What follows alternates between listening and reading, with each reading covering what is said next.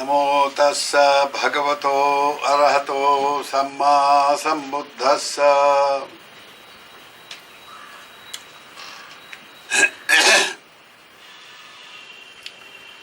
The subject of the discourse today is feeling contemplation. That is meditation on feelings. This is a series and it was started last week. And today will be the second talk on this series. This is a very, very important method of meditation indeed. And if one can understand one's feelings, then one understands one's world of knowledge, one's world of reasoning, one's state of mind. Feeling reveals the state of the mind. Once you understand this, then you will know how important it is to know what one feels, why one feels, and from what are the conditions that has brought about this kind of feeling, how this kind of feeling has arisen, how it can be tackled, how it can be best used for spiritual growth and not for getting more and more involved in samsaric existence. So, a serious meditator or a seeker of truth should really understand why one feels in a certain way, under a certain set of conditions, and how these feelings could be tackled properly in a positive way. Now, I have mentioned that feeling is important. To know the feeling is important because it reveals the state of the mind. I will give you an example. What do I mean by state of the consciousness or state of the mind? Now suppose one of our leaders becomes the Prime Minister. Whatever the party and whatever the program and all those things are a matter of details. But somebody has succeeded in being elected as the Prime Minister of India, which is the most powerful office that anybody can hold, because the fate of India literally is in the hand of the Prime Minister. He can bring in war, he can bring in peace. He can destroy the terrorist, scourge, or it can bring about bigger terrorism. He can bring about prosperity, he can bring about poverty. If he is a responsible person, he will do only the positive and the good things, and he will benefit not only the people of India, but the whole world. Because you can't separate India from the world and the world from India. We live in a globalized world and we are all interdependent. Now, about this, it's only an analogy. It's a simile. Now, somebody becomes Prime Minister. He is chosen by his party to be the leader. The party has won the elections, or the group of parties forming an alliance. You see, this alliance has elected a person to be the leader, and the leader therefore is to become the Prime Minister. So as soon as this leadership choice has been made, it is intimated to the President of India who appoints him. And then he goes to the Parliament where he will be actually made what he is.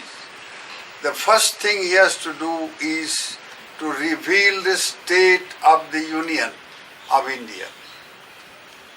Now that he is the Prime Minister, he is expected to know what is happening in every part of the country and the state of the Union of India in every way, politically, socially, in every administratively, economically, in every way he should be able to give us a clear picture of what is happening in the country. And if something is happening that is bad, how he is going to tackle that bad situation. And if something is happening that is good, then how he is going to improve on that good. That's his task as the Prime Minister. So to be able to do that, he has to reveal the State of the Union in a very discreet and straightforward statement before the Parliament, and which the whole country watches the Parliament. So he is on the stage where the entire country is watching him. And he says, well, this is what is happening in the north, this is what is happening in the south, this is what is happening in the east, this is what is happening in the west. This is the type of economy we are having now. We are, you see, there is a downtrend or uptrend, and all that sort of thing. Every detail of the condition of the Union of India. Now, it is on the basis of how he reveals the state of the Union that he can formulate a program which is efficient enough to be able to govern the country and get rid of the negative factors and improve on the positive factors.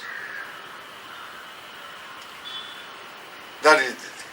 So, this is called the State of the Union. He reveals the State of the Union in his first speech before the Parliament. And that is how democracy should work, and it works. So now, a spiritual seeker is one who must have a very clear idea of the state of the mind. If he has to make any progress on the onward path to spiritual freedom or bondage, he has to know what is happening inside him, how his mind works under different circumstances, and how it is messed up with all kinds of mental impurities or defilements, or how it is purified by good conduct, ethical and moral conduct, and then practices of meditation, and how wisdom occurs because of a purified mind. Now, when one knows the state of the mind in this manner, then one has mastery over the mind, and therefore mastery over one's destiny in future. Whether one is going to be a prisoner of the samsaric existence, or whether one is going to be a liberated, emancipated, freed person from the bondage of samsaric existence. To be born again and again, only to die again and again, and to die again and again, only to be reborn again and again. This cycle of coming and going, being born and dying and being reborn, this wheel of existence is called dukkha. This is the true nature of suffering, or a predicament, sitting on the horns of the dilemma. This way you go, you get hit. That way you get hit. Now this is what samsaric existence is.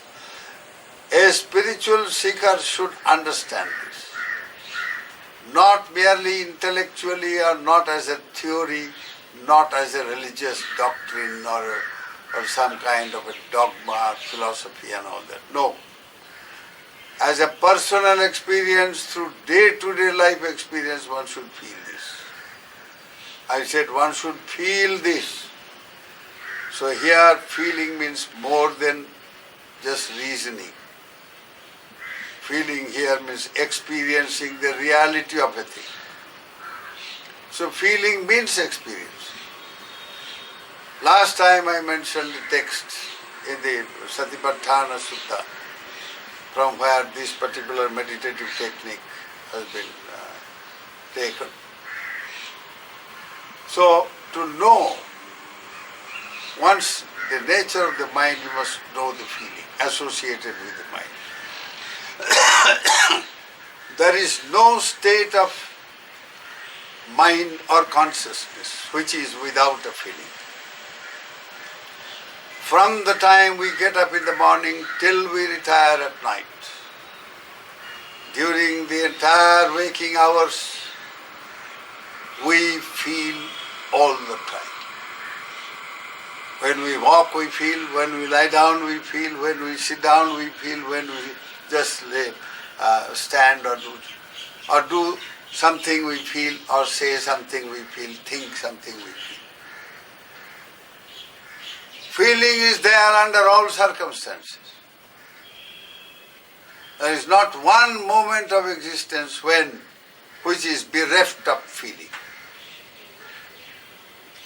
Once you understand this, then you will understand how important it is to know the feeling. And to know the feeling requires a very, very systematic, very precise, methodical way of training the mind.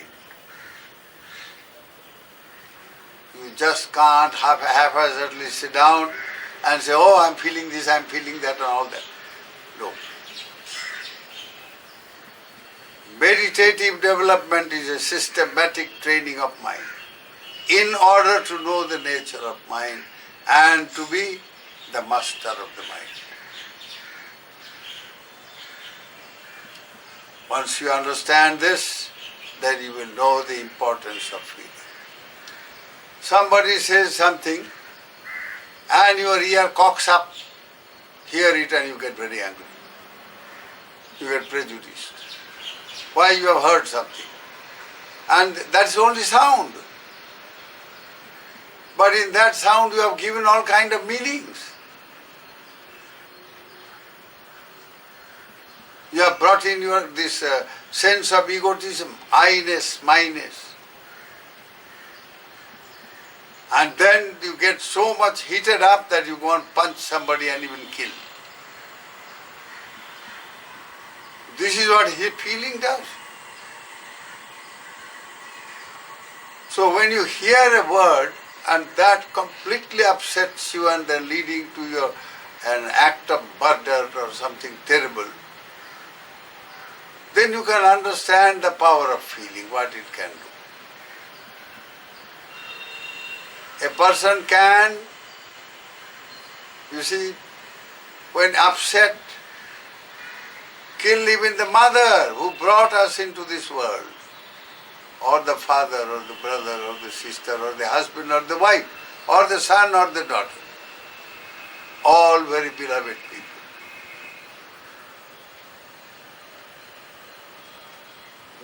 One can loot an entire city and destroy it, put the entire city on fire in the name of religion, and this is done because of feeling.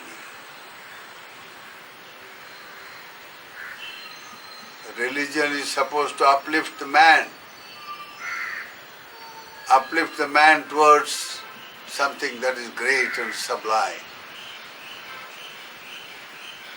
And the same religion works up your mind and your emotion in such a terrible way You don't mind to plant 100 bomb here and there, destroy an entire city. And your own people, your own religious people believing in your own religion, killing your own brothers and sisters. And all this is because of feeling. So if you know that feeling reveals the mind, the state of the mind. Therefore, if you know feeling, you know your mind. And you have control over the mind. So, having said all this, this is by way of an analogy, an example. I will proceed next. How feeling reveals the mind. This is by way of the psychology of feeling, how it works in the mind. Last time we mentioned that according to the sutta it is said that while a person, I will read it, when the meditator experiences a pleasant feeling, he or she knows, I am experiencing a pleasant feeling. Similarly, the opposite. When he or she experiences a painful feeling, he or she knows that I am experiencing a painful feeling. Or a neutral feeling, neither painful nor pleasant. Now, just these three basic type of feelings, which are occurring all the time throughout our wakeful existence. Even during the sleep, we dream and we kind of feel and we do all kinds of things. If you have a nightmare, my goodness, you shout and make a terrible fuss all over that. You see, pulling everybody out on the bed. So, once you know these feelings, just know the basic point. Is it a pleasant feeling? Or is it an unpleasant? Or is it just a neutral feeling? If it is pleasant, it is bound to be either bodily pleasant or mental pleasant. If it is unpleasant or painful, it is bound to be either bodily or mental. With reference to neutral, no distinction is necessary because it is neither pleasant nor painful. So it's a neutral state. So now these three basic states of a basic feelings will have to be identified, sanjanati, perceived and identified. And this will have to be done in a very methodical way. So in this Satipatthana Sutta, which simply means the foundations of mindfulness, there are 4 foundations of mindfulness. All you do is cultivating mindfulness on your feeling and then bringing about clear comprehension of what you are mindful of. Sati Sampajanya. If you are mindful, that means if you are observant, you observe every feeling that occurs. You are aware, fully aware, by focusing your attention entirely to one thing, to the feeling. You are aware of the nature of the feeling. You focus your mind, which means mindfulness. And by focusing the mind, you become aware that the feeling is pleasant or painful or neutral. And this you do from moment to moment under all circumstances. Once the mind gets used to doing this, it's not very easy at the beginning. It's a very subtle thing, this knowing the feeling. You see, you are dealing with a subtle thing, not with a very gross thing like the bodily movement. Bodily movement you can easily be aware of. That's a gross experience. But this one is a subtler experience, subtler I said. because there are other subtler experiences which will follow later on. So now this subtle experience called feeling. Feeling ultimately simply means experience. How does it occur? Let me tell you this psychological aspect of it. It is said, phassa pacchaya vedana. Vedana pacchaya tanha. When conditioned by phassa, contact. Contact of what? Three things. The internal sense organ, let us say the eye, and its counterpart, the external object, let us say the visible object. These two meets on the basis of the consciousness which is based on the sense organ. Now, the eye organ is able to see because it is the base for the mind. The mental state, a state of consciousness called the ability to see, seeing, the seeing consciousness. When you see something, that's a state of mind, that's not a physical state. Now this seeing something involves the coming together of three things. First of all, your eye must be intact and good so that it can see. Then it must have an object that you see, some visible object. And then these two things called the visible object and the eye, they must meet, there must be a concussion between the two, an impact between the two. And this happens simultaneously with the arising of the consciousness, which means ability to see, just seeing. So these three things, seeing, the seeability of eye, and the visibility of the object that one sees. When these three phenomena